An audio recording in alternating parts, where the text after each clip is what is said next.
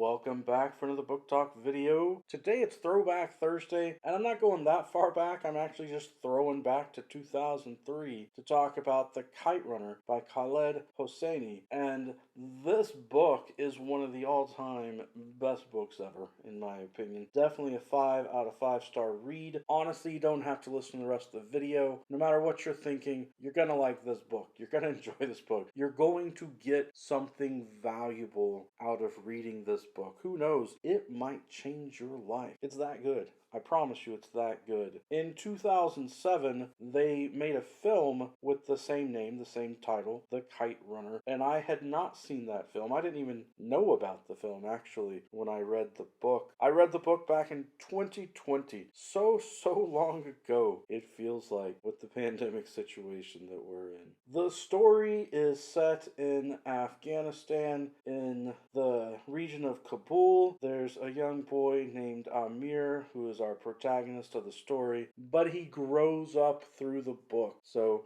you get him as a man, you get him as a boy. When he is a boy living with his father, his mother has passed away and they have servants. So the servant has a boy and that boy's name is Hassan. Amir and Hassan have grown up together. They play together until a tragic event happens, and then Amir and Hassan are no longer close. There's bad blood between them. I don't want to give you spoilers, but events happen that causes their friendship to basically end. And Amir grows up. He regrets being such a butthead as a boy and screwing things up. And he has an opportunity after having moved to the United States of America and having lived his life and become established to go back to Afghanistan and try and right the wrongs of the past. But my goodness, does it get complicated?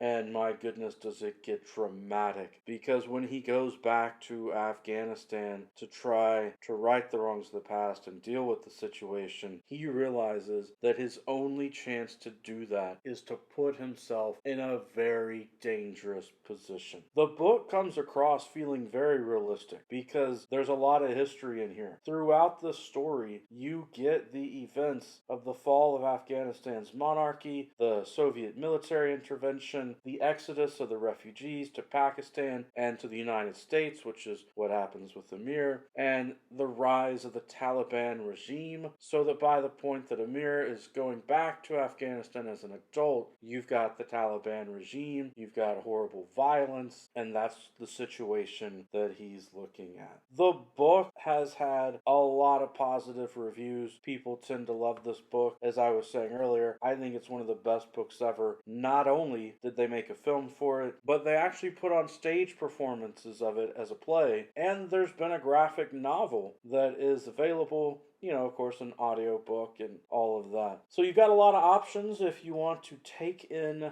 the story. The author has also gone on to write other books that are highly acclaimed and well-liked. His second novel is 1,000 Splendid Suns, which I've not read yet, but I'm planning to prioritize that book in the near future. Apparently, he's got another book that's been published called And the Mountains Echoed. That's his 3 books that I know about. This book, when you read it, I do have to warn you, you may want to have a box of tissues, Kleenex nearby, because it may provoke a lot of tears as you see what happens over time with the character, his family members, his friends, and all the situation involved. It's really fascinating how when he was a little boy, he really looked up to his father as a role model, and his father tried to stand up for what was right, to always do the right thing. There's a very powerful moment in the story when his father stands up for other people. And then as an adult, for Amir to realize that he's not that type of person, that he's not lived up to what his father was, and to try to decide if